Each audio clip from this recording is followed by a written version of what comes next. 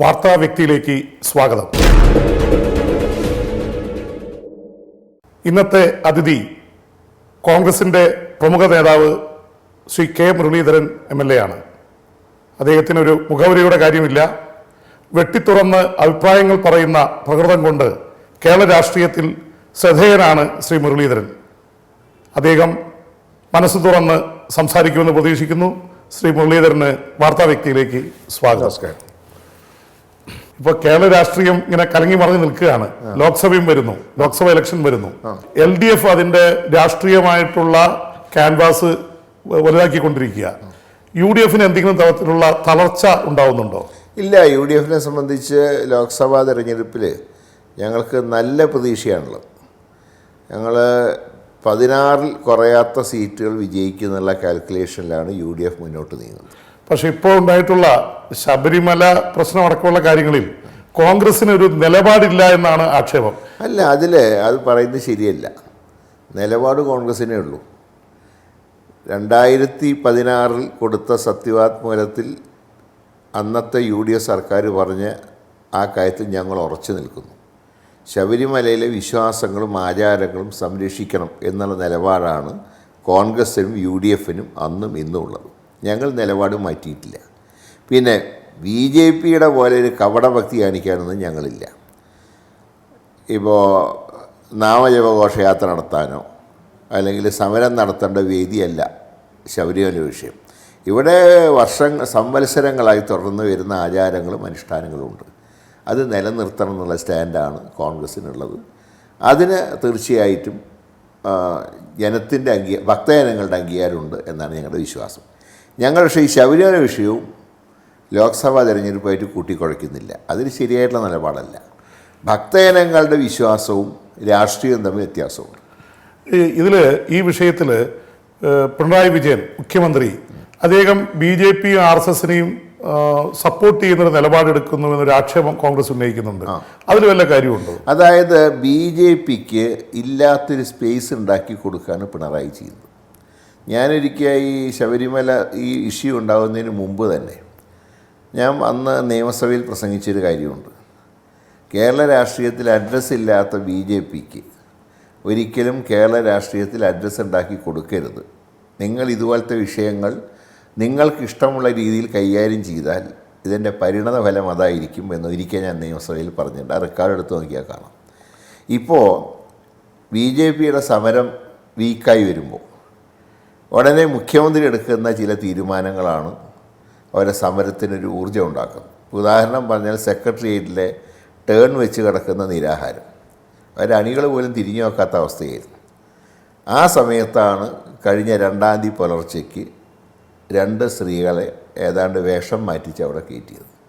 അതോടെ ഇവരുടെ സമരത്തിന് കുറേ കൂടെ ശക്തിയുണ്ടായി. അങ്ങനെ BJPക്ക് തളർച്ച സംഭവിക്കുമ്പോൾ അവർക്കൊരു ഉത്തേജനം കൊടുക്കാനും UDFന് ലഭിക്കേണ്ട സർക്കാർ വിരുദ്ധ വോട്ടുകൾ ചിതറിക്കാനുമാണ് പിണറായി നോക്കുന്നത്. അതിന് അദ്ദേഹം ശബരിമലേനെ ഒരു കരുവാക്കിയെടുക്കും. ഞങ്ങളിതിനെ രാഷ്ട്രീയമായിട്ട് കാണുന്നില്ല. വിശ്വാസികളുടെ വിശ്വാസം സംരക്ഷിക്കണം എന്നുള്ള നിലപാടാണ് UDFനും കോൺഗ്രസിനും ഇക്കാര്യത്തിലുള്ളത്. എല്ലാ കാലത്തും BJPക്കെതിരെ വളരെ ശക്തമായ നിലപാടെടുത്ത പാർട്ടിയാണ് CPM. പിണറായി വിജയനും അദ്ദേഹത്തിന് എന്തിനാണ് BJPയെ സഹായിക്കുന്നത്? അതായത് അദ്ദേഹത്തിൻ്റെ ഗവൺമെൻറ്റിൻ്റെ പരാജയം, ഒരു മുഖ്യമന്ത്രി എന്നുള്ള നിലയിൽ എല്ലാവരെയും സഹകരിപ്പിച്ച് പ്രവർത്തിക്കാൻ ബാധ്യസ്ഥനായൊരു വ്യക്തി. ഇപ്പോൾ എല്ലാവർക്കും അറിയാം, കേരളത്തിലെ മുൻകാലങ്ങളിൽ മുഖ്യമന്ത്രി സ്ഥാനം വഹിച്ചിരുന്ന എല്ലാവരും EMSഉം K കരുണാകരനും EK നയനാർ പോലും അവർക്ക് അവരുടേതായ അഭിപ്രായങ്ങളുണ്ട്, രാഷ്ട്രീയ നിലപാടുകളുണ്ട്. പക്ഷേ മനഃപൂർവ്വം ഒരു ഏറ്റുമുട്ടൽ അവർ സൃഷ്ടിച്ചിട്ടില്ല. ഇവിടെ അത് മനഃപൂർവ്വം ഏറ്റുമുട്ടൽ സൃഷ്ടിച്ചതിൻ്റെ ഫലമായി ആർക്കും ഈ സർക്കാരിനെയോ മുഖ്യമന്ത്രിയോ വിശ്വാസമില്ലാത്ത ഒരു സാഹചര്യം ഉണ്ടായി. ഒരു നേട്ടവും ഉണ്ടാക്കാൻ കഴിഞ്ഞില്ല. ഇവിടെയുണ്ടായ പ്രളയത്തിന് ശേഷം ഒരു നവകേരളം കെട്ടിപ്പടുക്കുമെന്നുള്ളത് വെറും വാചക കസർത്തായി മാറി. പ്രളയത്തിൽ അകപ്പെട്ടവർക്ക് ഒരു സാമ്പത്തിക സഹായം കൊടുക്കാൻ കഴിഞ്ഞില്ല. ഇതെല്ലാം മൂടി വയ്ക്കാൻ വേണ്ടി ശബരിമല ഒരു കരുവാക്കുകയാണ്. ഈ RSSനെ എതിർക്കാൻ കരുത്തുള്ള നേതാവ് പിണറായി വിജയനും CPM ആണ് എന്ന് വരുന്നതിലൂടെ ന്യൂനപക്ഷ വോട്ടുകൾ അല്ലെങ്കിൽ ന്യൂനപക്ഷ വോട്ടുകളുടെ ഒരു ഏകീകരണം CPMന് അനുകൂലമായിട്ട് വരുമെന്ന് പിണറായി പ്രതീക്ഷിക്കുന്നുണ്ടോ? അദ്ദേഹത്തിൻ്റെ ധാരണ ശബരിമല വിഷയം വരുമ്പോൾ ഹിന്ദുക്കളുടെ ഒരു കൺസോൾട്ടേഷൻ അത് BJPക്ക് അനുകൂലമായി പോകും. മൈനോറിറ്റി അപ്പോൾ സ്വാഭാവികമായിട്ടൊരു ഓപ്പോസിറ്റ് റിയാക്ഷൻ മൈനോറിറ്റീസിൻ്റെ ഒരു റിയാക്ഷൻ ഉണ്ടാവും. ആ റിയാക്ഷൻ തങ്ങൾക്ക് അനുകൂലമാവുമെന്നാണ് പിണറായി ധരിച്ചിട്ടുള്ളത്. പക്ഷേ അത് പാളിപ്പോയി. കാരണം മതന്യൂനപക്ഷങ്ങൾക്ക് ഒരു കാര്യം മനസ്സിലായി, ഇന്ന് ശബരിമലയെങ്കിൽ നാളെ ഞങ്ങളുടെ മതത്തിനെയായിരിക്കും കയറി പെരുമാറുക എന്നവർക്ക് ഏതാണ്ട് മനസ്സിലായി. പ്രത്യേകിച്ച് സുന്നി പള്ളികളിൽ സ്ത്രീകളെ കയറ്റണം എന്നുള്ള അഭിപ്രായങ്ങളൊക്കെ വന്നപ്പോൾ ശബരിമല വിഷയത്തിലും വിശ്വാസങ്ങളും ആചാരങ്ങളും സംരക്ഷിക്കണം എന്നുള്ള കാര്യത്തിൽ ഹിന്ദുക്കളെ പോലെ തന്നെ ഇതര മതസ്ഥരും അക്കാര്യത്തിൽ അവരുടേതായിട്ടുള്ള അഭിപ്രായങ്ങൾ ശക്തമായിട്ട് പ്രകടിപ്പിച്ചു. അതിനു പുറമെയാണ് വനിതാ മതിൽ വന്നത്. വനിതാ മതിൽ കൃത്യമായിട്ട് മതങ്ങളുടെ ഒരു മതിൽ കെട്ടിത്തിരിക്കുകയാണ് ഉണ്ടായത്. പക്ഷേ ഈ വനിതാ മതിലിന്റെ കാര്യത്തിൽ ഈ പിന്നോക്ക സമുദായങ്ങളെയും ദളിത് വോട്ടുകളെയൊക്കെ CPMന് അനുകൂലമായിട്ട് കേന്ദ്രീകരിക്കാൻ പിണറായിക്കും CPMനും കഴിഞ്ഞു. അത് മതിൽ കെട്ടാൻ നേതൃത്വം നൽകിയവർ തന്നെ 24 മണിക്കൂർ കഴിഞ്ഞപ്പോൾ തള്ളി പറഞ്ഞല്ലോ, ശ്രീ വെള്ളാപ്പള്ളി ഉൾപ്പെടെ. മാത്രമല്ല, ഈ ചില സാമുദായിക നേതാക്കന്മാർ അവരവരുടെ സൗകര്യത്തിന് നിലപാടെടുത്താലും സമുദായത്തിലെ പിന്തുണ അവർക്ക് ലഭിക്കില്ല. ഇപ്പോൾ ഈ മതിലിൽ പങ്കെടുത്തവരൊക്കെ ഓരോ പാർട്ടികൾക്ക് പിന്തുണ പ്രഖ്യാപിച്ച കാലത്തും അതാത് പാർട്ടികൾ വിജയിച്ചിട്ടുണ്ടോ? അല്ല, അങ്ങനെ പറയുകയാണെങ്കിൽ ഈ സാമുദായിക ശക്തികളെ ഏറ്റവും കൂടുതൽ പ്രീണിപ്പിച്ച പ്രസ്ഥാനം കോൺഗ്രസ് അല്ലേ? അല്ല, സാമുദായിക സംഘടനകളെ അങ്ങനെ വല്ലാതെ പ്രീണിപ്പിക്കേണ്ട ആവശ്യമൊന്നുമില്ല.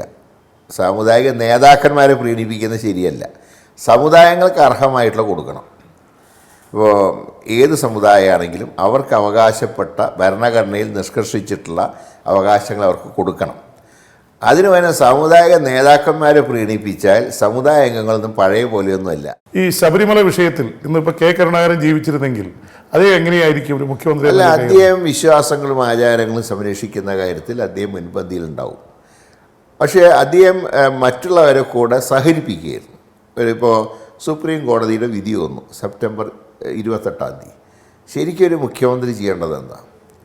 ഇങ്ങനെ വിധി വന്ന സാഹചര്യത്തിൽ ഉടനെ ഒരു ഓൾ പാർട്ടി മീറ്റിംഗ് വിളിക്കാനും മറ്റ് സാമുദായിക സംഘടനകളുടെ യോഗം വിളിച്ച് എങ്ങനെ മുന്നോട്ട് നീങ്ങണം, ഞങ്ങളുടെ അഭിപ്രായം ഇതാണ്, പക്ഷേ ഇതെങ്ങനെ നടപ്പാക്കും എന്നുള്ളതിനെക്കുറിച്ചൊക്കെ ഒരു ചർച്ച നടത്തി അവരെ കൂടെ ഒരു കോൺഫിഡൻസിലെടുത്ത് ഒരു സാവകാശം, ഇപ്പോൾ സുപ്രീം കോർട്ടിൽ തന്നെ ഒരു സാവകാശം ചോദിച്ച് നീങ്ങിയിരുന്നെങ്കിൽ ഈ പ്രശ്നം വഷളാവില്ലല്ലോ. ഇതിപ്പോൾ രാത്രി ഒളിപ്പിച്ച ആളെ കയറ്റുക, സ്ത്രീകളെ കയറ്റുക, സ്ത്രീകളുടെ വനിതകളെ കയറ്റുക, യുവതികളെ കയറ്റുക, അങ്ങനെ യുവതികളെ കയറ്റിയോണ്ട് എന്ത് കാര്യം ഉണ്ടായി? അവർ പറയുന്നത് സുപ്രീം കോടതി വിധിയാണ്, അത് നടപ്പാക്കണം. സുപ്രീം കോടതി പറഞ്ഞുകൊണ്ടായി രാത്രി ഒളിപ്പിച്ച് കയറ്റണം. അല്ലാതെ അതാണ് പറയുന്നത്. അപ്പോൾ സുപ്രീം കോർട്ടിൻ്റെ വിധി എന്ന് പറയുമ്പോൾ അത് കോടതികളും പരിശോധിക്കേണ്ട ഒരു കാര്യമുണ്ട്. മതവിശ്വാസങ്ങളുടെ കാര്യത്തിൽ ഇടപെടുമ്പോൾ കോടതികളും വിജിലൻ്റ് ആയിരിക്കണം. അത് കോടതിയുടെ ബഹുമാനമൊക്കെ ഉണ്ട്, ശരിയാണ്. പക്ഷേ കോടതികൾക്കും തെറ്റ് സംഭവിക്കാം. ആ തെറ്റ് സംഭവിക്കുമ്പോൾ അത് ചൂണ്ടിക്കാണിക്കുന്നത് കോർട്ടലക്ഷ്യമല്ല. കാരണം ജഡ്ജിമാരും മനുഷ്യരാണല്ലോ, തെറ്റ് പറ്റും. ഇവിടെ സംഭവിച്ചിട്ടുള്ളത് സംവത്സരങ്ങളായി നിലനിൽക്കുന്ന ആചാരങ്ങൾ ഒറ്റയടിക്ക് ഇല്ലാതാക്കാൻ നോക്കിയപ്പോൾ ആ വിധിയെ ഭക്തജനങ്ങൾ അംഗീകരിച്ചില്ല. അപ്പോൾ സുപ്രീം കോടതി വിധി തെറ്റായിരുന്നുവെന്നാണ് താങ്കൾ? ഞാൻ അത് വിശ്വസിക്കുന്നു. അത് പറയുന്നത് എനിക്ക് യാതൊരു മടിയുമില്ല.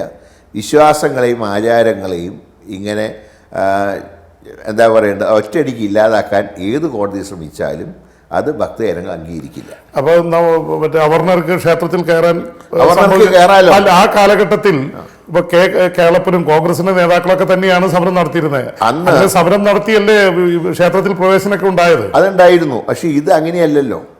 ഇവിടെ ഒരു കാര്യം ശ്രദ്ധിക്കണം.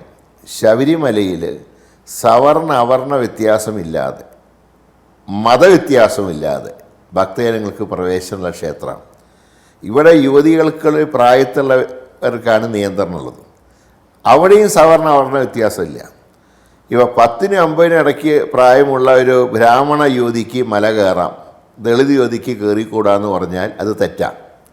ഇവിടെ അങ്ങനെയല്ലല്ലോ. ബ്രാഹ്മണ യുവതിക്കും കയറാൻ പാടില്ല, ദളിത് യുവതിക്കും കയറാൻ പാടില്ല. 50 കഴിഞ്ഞാൽ ബ്രാഹ്മണ സ്ത്രീക്കും കയറാം, ദളിത് സ്ത്രീക്കും കയറാം, മുസ്ലിം സ്ത്രീകൾക്കും കയറാം, ക്രിസ്ത്യൻ സ്ത്രീകൾക്കും കയറാം. ഇത്രയും വിപുലമായിട്ടുള്ള ഒരു മതസൗഹാർദ്ദമുള്ള ഏത് ക്ഷേത്രമാണുള്ളത് ലോകത്ത്?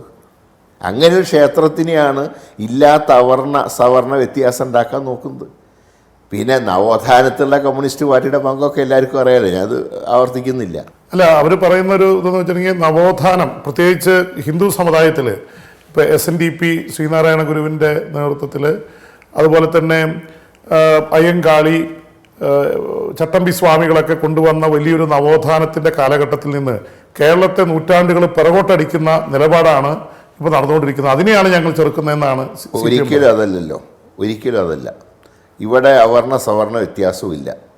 ശ്രീനാരായണ ഗുരുദേവനും ചട്ടമ്പി സ്വാമികളൊക്കെ ഒരു വിഭാഗത്തിന് മാത്രം ക്ഷേത്രത്തിൽ കയറിക്കൂടാ എന്നുള്ള ആചാരത്തിനെയാണ് എതിർത്ത്.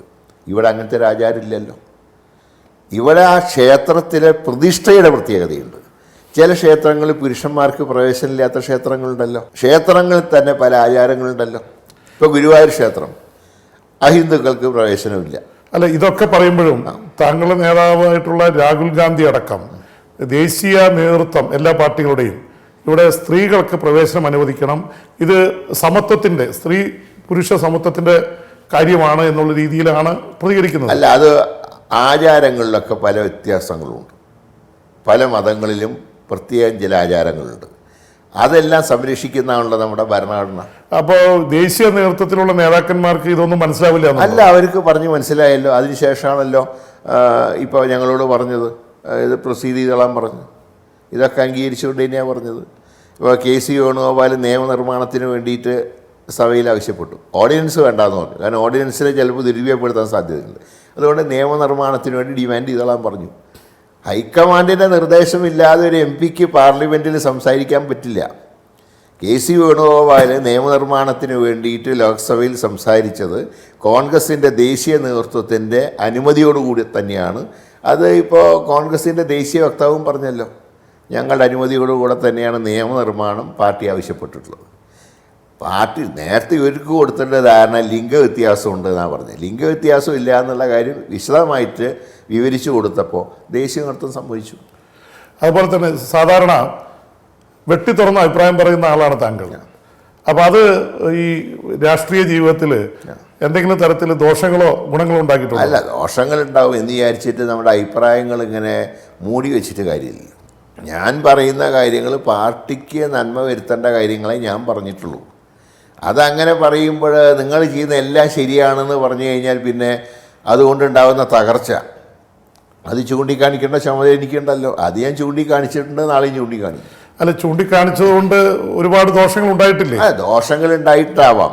പക്ഷെ എന്ന് വിചാരിച്ച് എന്താ പറയേണ്ടത്, എല്ലാം മൂളി ഒരു സ്ഥാനത്ത് എത്തുന്നതിനേക്കാൾ നല്ലത് ചൂണ്ടിക്കാണിച്ച് ഇനിയിപ്പോൾ അതിൻ്റെ പേരിലൊന്നും കിട്ടിയില്ലെങ്കിലും വലിയ കുഴപ്പമൊന്നുമില്ല. താങ്കൾ KPCCയുടെ പ്രസിഡന്റ് ആയിരുന്ന ആളാണ്. ഒരു സമയത്ത് AK ആന്റണി കഴിഞ്ഞ അടുത്ത മുഖ്യമന്ത്രി എന്ന് വരെ കാര്യമായിട്ട് ഒരാൾ KPCC പ്രസിഡന്റ്, മറ്റാൾ മുഖ്യമന്ത്രി. അദ്ദേഹം മാറിയാൽ ആ സ്ഥാനത്ത് നിന്ന് ഇന്നിപ്പോൾ സ്വാഭാവികമായിട്ടും താങ്കൾക്കൊരു ഇറക്കമുണ്ടായി. അതിനെക്കുറിച്ച് ഓർക്കുമ്പോൾ ഇപ്പം എന്താണ് തോന്നുന്നത്? രാഷ്ട്രീയത്തിൽ എടുത്ത നിലപാടുകൾ തെറ്റിപ്പോയി തോന്നുന്നു. പാർട്ടി വിട്ടുപോയൊരു നിലപാട് വേണ്ടിയിരുന്നില്ല എന്ന് ഞാൻ പറഞ്ഞിട്ടുണ്ടല്ലോ. തെറ്റുകൾ സംഭവിക്കുമ്പോൾ അത് സമ്മതിക്കുന്നതിൽ ഒരു നാണക്കേടിൻ്റെ ആവശ്യമൊന്നുമില്ല. ഞാൻ പാർട്ടി വിട്ട അന്ന് മനഃപൂർവ്വം പോയതല്ല, എങ്കിലും അന്ന് വിട്ടുപോകേണ്ടിയിരുന്നില്ല എന്ന് ഞാൻ പറഞ്ഞിട്ടുണ്ട്. അങ്ങനെ ഒരു വിട്ടുപോകുന്നതിനെ തിരിഞ്ഞു നോക്കുമ്പോൾ K കരുണാകരൻ എന്ന അച്ഛൻ്റെ നിലപാടുകൾ നിർബന്ധിതനാക്കിയിട്ടുണ്ടോ? അല്ല, ചില സന്ദർഭം നിർബന്ധിതനാക്കുകയല്ല, അദ്ദേഹം എടുത്ത ചില നിലപാടുകളോടുള്ള വിയോജിപ്പ് ഞാൻ പരസ്യമായിട്ട് പ്രകടിപ്പിച്ചിരുന്നു.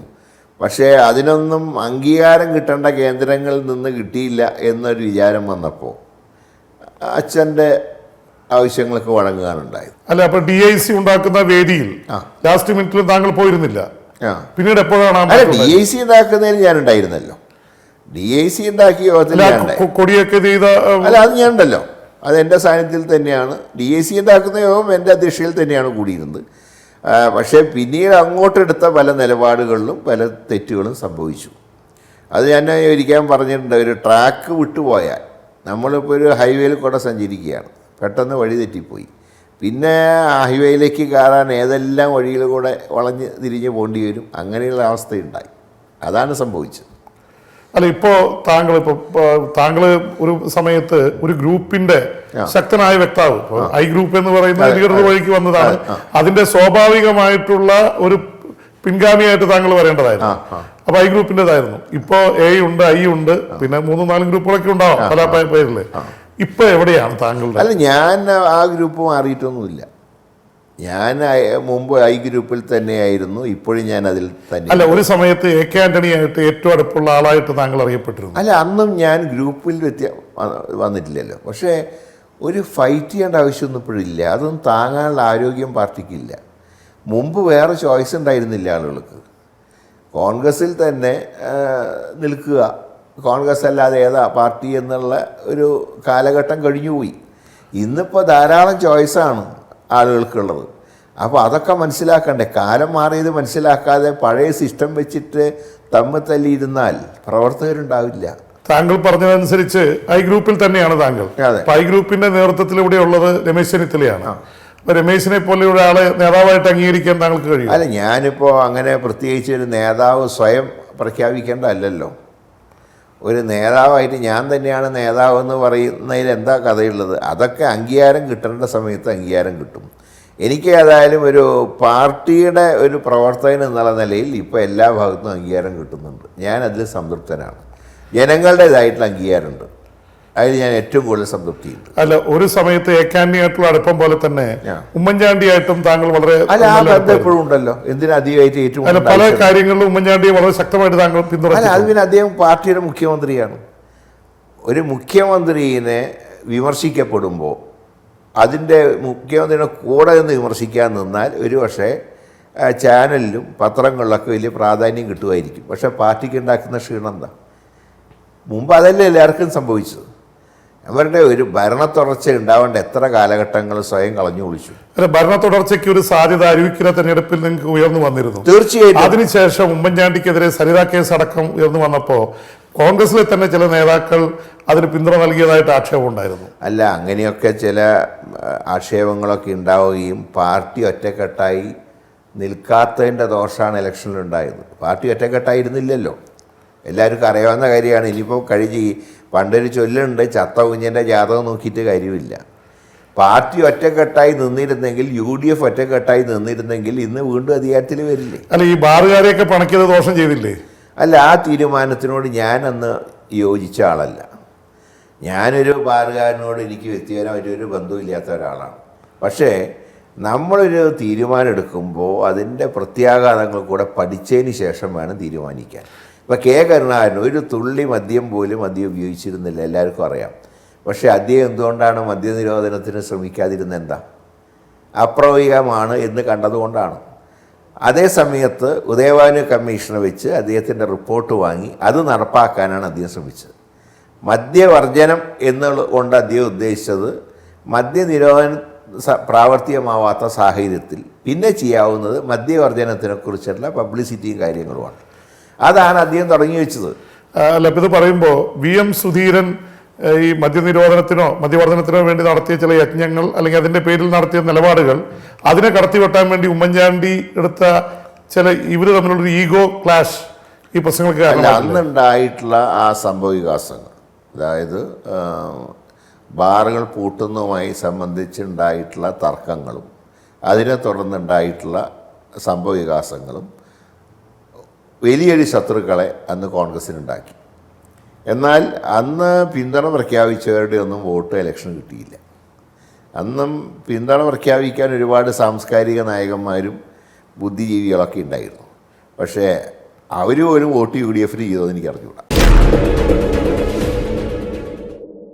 ഈ സരിത പ്രശ്നം വീണ്ടും ശക്തമാക്കി കൊണ്ടുവന്നതിൽ ബാർ ലോബിക്ക് പങ്കുണ്ടെന്ന് തോന്നുന്നുണ്ടോ? തീർച്ചയായിട്ടും. അവരുമല്ലാതെ അവരെ പിണക്കിയ സമയത്താണല്ലോ അവർ വീണ്ടും സരിത പറഞ്ഞത് മാറ്റി പറഞ്ഞതും.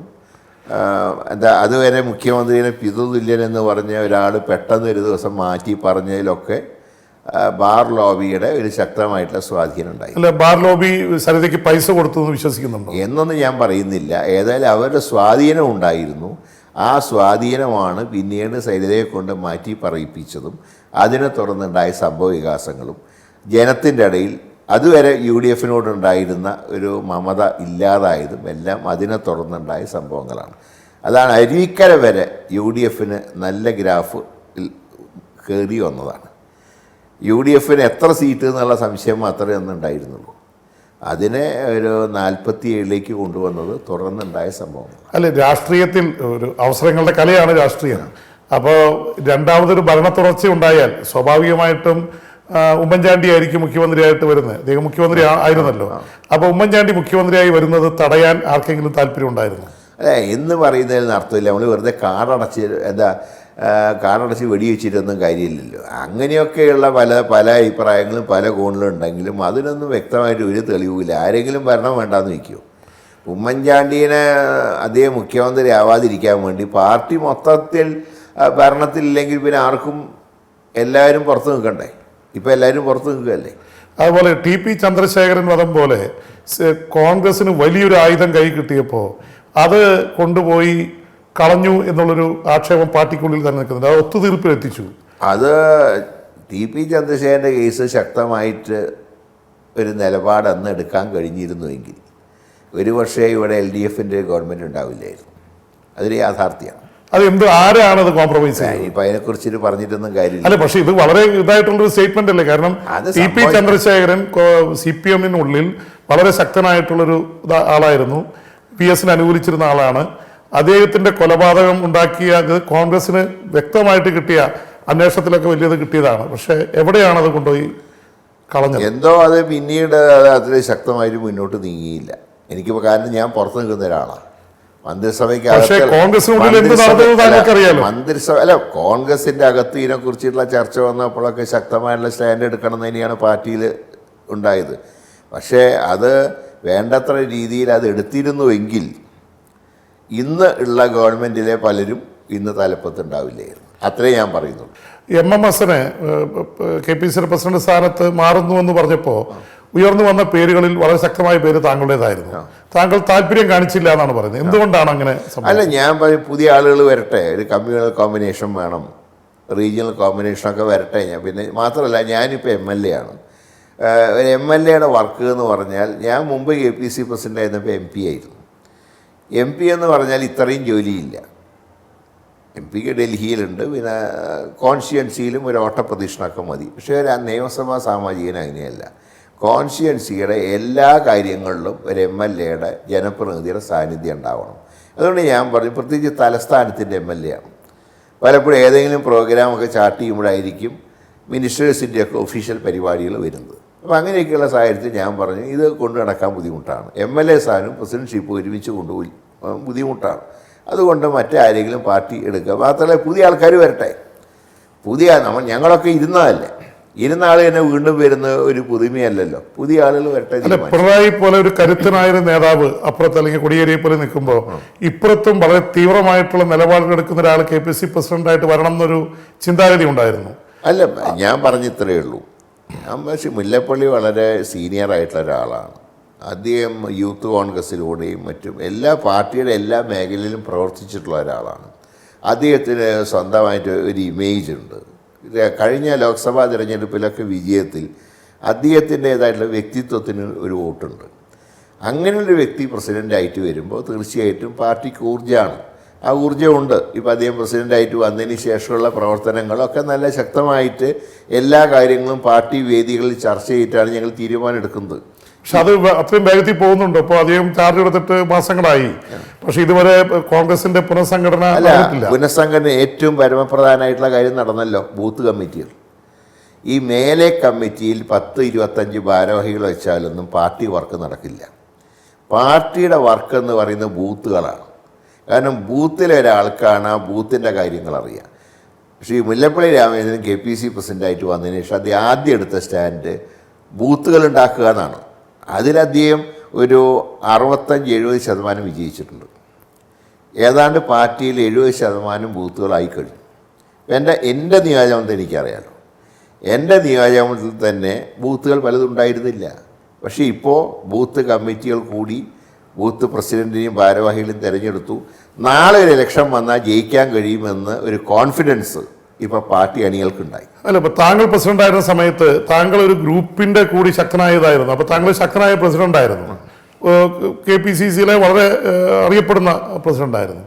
പക്ഷെ പിന്നീട് വന്ന ഇപ്പൊ VM സുധീറിന് രണ്ട് വലിയ ഗ്രൂപ്പുകളുടെ നടുവിൽ സുധീറിന് കാര്യമായിട്ട് മുന്നോട്ട് പോകാൻ പറ്റില്ല. മുല്ലപ്പള്ളിയുടെ കാര്യം എടുത്താലും ഒരു ഭാഗത്ത് രമേശ് ചെന്നിത്തല, മറുഭാഗത്ത് ഉമ്മൻചാണ്ടി, അതിനിടയിൽ മുല്ലപ്പള്ളിയെ പോലെ ഗ്രൂപ്പില്ലാത്ത ഒരാൾക്ക് എത്രമാത്രം മുന്നോട്ട് അല്ല, മുല്ലപ്പള്ളി അവർ രണ്ട് നേതാക്കന്മാരെയും കോൺഫറൻസിൽ എടുത്തിട്ടാണല്ലോ നീങ്ങുന്നത്. ഞങ്ങളോട് അഭിപ്രായം ചോദിക്കാറുണ്ട്. അപ്പോൾ അദ്ദേഹം അങ്ങനെ ആരെയും തള്ളി പറഞ്ഞിട്ട് സ്വന്തം ഇമേജ് ഉണ്ടാക്കാൻ നോക്കുന്നില്ല. അദ്ദേഹം പ്രസിഡന്റ് എന്ന നിലയിൽ അദ്ദേഹത്തിന് ഏൽപ്പിച്ച ചുമതലകൾ അദ്ദേഹം ഭംഗിയായിട്ട് നിർവഹിക്കുന്നുണ്ട്. കൂടിയാലോചന എല്ലാ ഭാഗത്തും നടത്തുന്നുണ്ട്.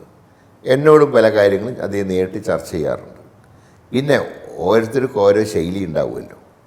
ഇപ്പോൾ കരുണാകരൻ്റെ ശൈലിയല്ല AK ആൻ്റണിക്കുള്ളത്, AK ആൻ്റണിയുടെ ശൈലിയല്ല ഉമ്മൻചാണ്ടിക്ക്. അതുപോലെ തന്നെ സ്വാഭാവികമായിട്ടും ഞങ്ങൾക്കൊക്കെ ഞങ്ങളുടേതായിട്ടുള്ള ശൈലികൾ ഉണ്ടാവും. അല്ല, അപ്പോൾ വളരെ അഗ്രസീവായിട്ടുള്ള ഒരു എതിരാളികൾ അപ്പുറത്ത് നിൽക്കുമ്പോൾ K സുധാകരനെ പോലെ ഒരാളെ KPC പ്രസിഡന്റായിട്ട് ചിന്തിക്കാമായിരുന്നില്ലേ? അല്ല, അതൊക്കെ KPCC ഹൈക്കമാൻഡ് നോക്കിയത് സീനിയോറിറ്റിയാണ്. മുല്ലപ്പള്ളിയെ പോലെ ഒരു വ്യക്തിക്ക് ഒരു ഇമേജ് ഉള്ള മറ്റുള്ളവർക്ക് ഇമേജ് ഇല്ല എന്നല്ല ഞാൻ പറഞ്ഞത്. ഒരു നല്ലൊരു ഇമേജ് ഉള്ള വ്യക്തി, നല്ല പാർട്ടിക്കകത്ത് യൂത്ത് കോൺഗ്രസ് മുതൽ പ്രവർത്തിച്ചു വന്ന ഒരു കക്ഷി, ഒരു വ്യക്തി, അങ്ങനെ ഒരു വ്യക്തിക്ക് പാർട്ടിക്ക് വേണ്ടി ഒരുപാട് സംഭാവനകൾ ചെയ്യാൻ കഴിയുമെന്നാണ് ഹൈക്കമാൻഡിൻ്റെ പ്രതീക്ഷ. അതനുസരിച്ച് അദ്ദേഹം പ്രവർത്തിക്കുന്നുമുണ്ട്, അദ്ദേഹം കൂടിയാലോചന നടത്തുന്നുണ്ട്. ഞങ്ങൾക്കൊന്നും ഒരു പരാതി അദ്ദേഹത്തിനെ കുറിച്ചില്ല.